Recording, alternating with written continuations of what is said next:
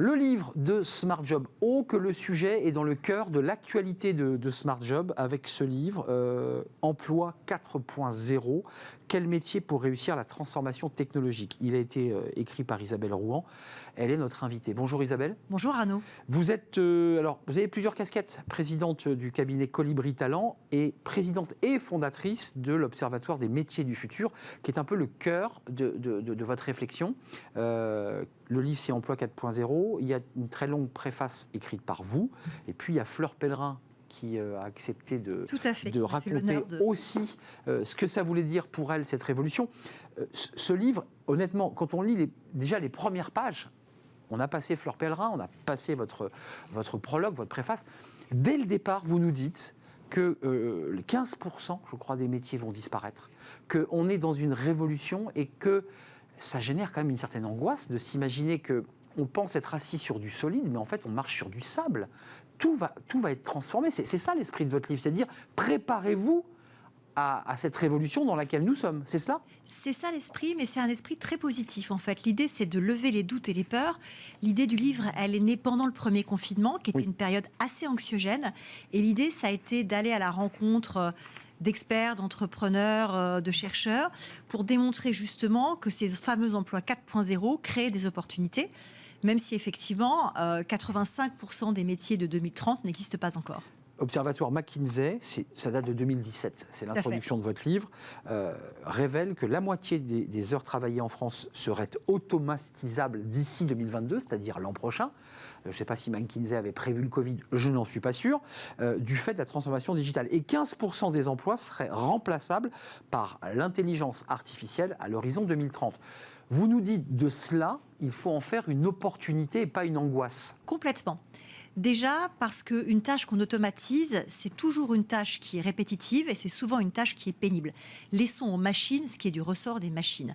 Ça, c'est la première chose. D'autre part, ce que je dis aussi dans le livre, et je cite une statistique d'Eurostat, qui est l'Institut statistique européen, l'équivalent de notre INSEE, le digital crée plus d'emplois qu'il n'en détruit.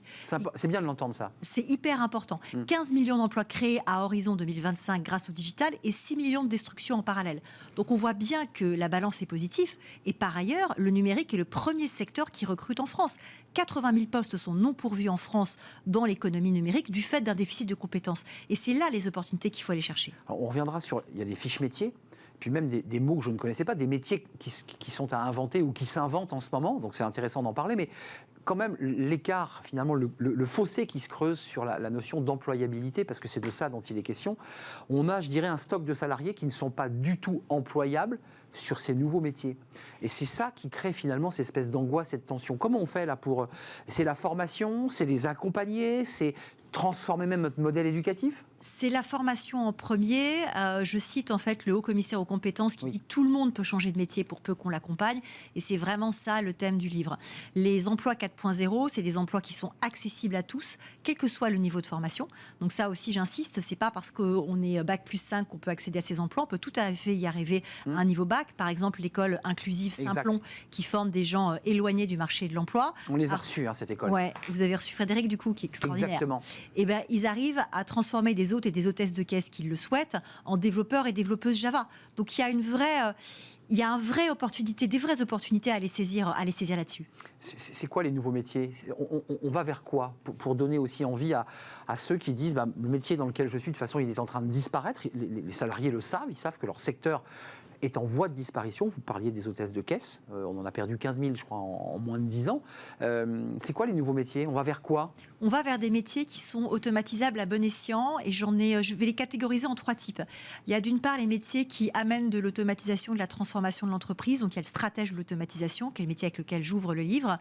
Également l'animateur de marketplace, puisqu'on voit bien que le commerce s'est beaucoup transformé. L'animateur de marketplace, ça a retenu mon attention. Ça n'existe pas, ça, aujourd'hui, dans les nomenclatures ? Ça n'existe pas dans les nomenclatures, mais il y a quelques agences et quelques entreprises qui développent ce type de métier. C'est quoi comme métier concrètement ? C'est comment est-ce que vous utilisez les algorithmes des marketplaces, Amazon et bien d'autres encore, pour aller développer votre business, vous, producteur d'un produit, en désintermédiant les revendeurs. Et du coup, comment vous accédez à un marché mondial, vous, petit producteur d'étiquettes, de bijoux, de je ne sais quoi. Ce qu'a fait Amazon pendant le Covid d'ailleurs. Ce qu'a fait Amazon pendant le Covid, mais ce que fait aussi La Redoute, ce que font beaucoup d'entreprises.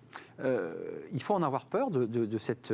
Vous appelez ça l'emploi 4.0, vous dites qu'il y a des opportunités, les chiffres que vous donnez sont positifs.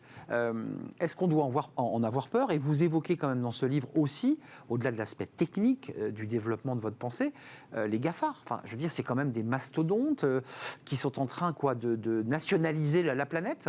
Non, je pense pas qu'on en soit là. Et il faut pas en avoir peur parce que à chaque fois qu'il y a une rupture technologique, il y a toujours eu plus d'emplois créés que d'emplois détruits. J'en veux pour preuve qu'il y avait 17 millions d'actifs en France au 19e siècle et aujourd'hui il y en a 30 millions. Après, le rôle des GAFA pose plus des sujets en termes de souveraineté numérique et c'est aussi un des thèmes que j'aborde dans la deuxième partie du livre sur comment est-ce qu'à un niveau français mais surtout européen, on reprend la main sur nos données, sur le cloud et ce genre de considérations.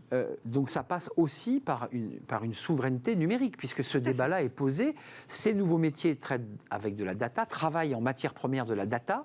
Il faut que ces data appartiennent à minima à l'Europe.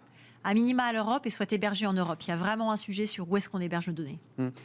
Un dernier mot quand même sur le souhait d'écrire un livre, parce que d'abord vous dites j'ai pris du temps à l'écrire, il y a quelque chose de... Vous remerciez beaucoup de gens qui vous ont accompagné.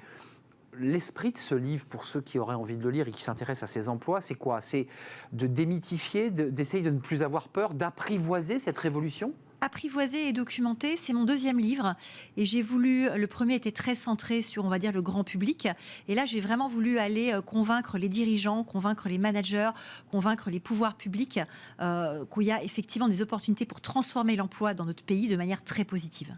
À condition que les pouvoirs publics accompagnent cette transformation.